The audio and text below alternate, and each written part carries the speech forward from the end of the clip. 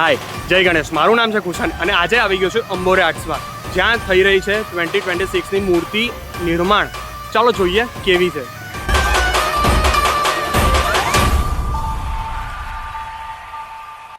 અહીંયા આજે પહેલી વાર આવ્યો છું 2026માં ને એટલું ખતરનાક મૂર્તિઓ છે અહીંયા.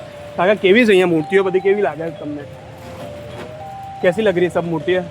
अच्छी लग बहुत बड़ी है.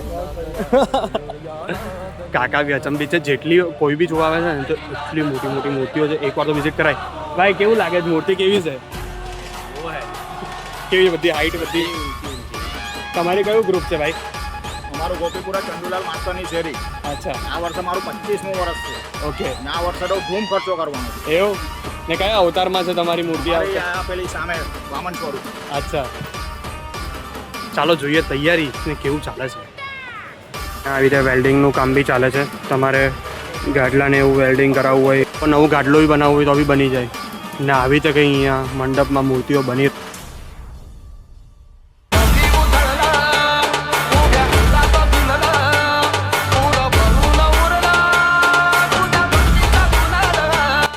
અલા ભાઈ, મૂર્તિ જુઓ તમે. અહીંયા એક મૂર્તિ બતાવું, સૂતેલી છે, સૂતેલી મૂર્તિ જુઓ ખાલી.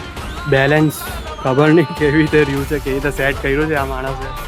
નેક્સ્ટ લેવલ જે આર્ટિસ્ટ બનાવી છે, જે કોન્સેપ્ટ છે આનો, મૂર્તિની ઉપર મંગલ મૂર્તિ બે આવી રીતે બેઠેલા છે. બાપા શું કોન્સેપ્ટ છે, આઈ ડોન્ટ નો. બન્યા પછી કેવી લાગશે આ જોઈએ. સ્પેશિયલી આ જોવા તો જઈશ જ મેં સુરતમાં. ને ખબર હોય આ કયા ગ્રુપની છે તો મને જરૂરથી કોમેન્ટ કરજો કે કયા ગ્રુપની આ મૂર્તિ છે. બે એક મારી ફેવરેટ બની ગઈ છે મૂર્તિ. ભગવા ગ્રુપની મૂર્તિ બને છે. Next level concept.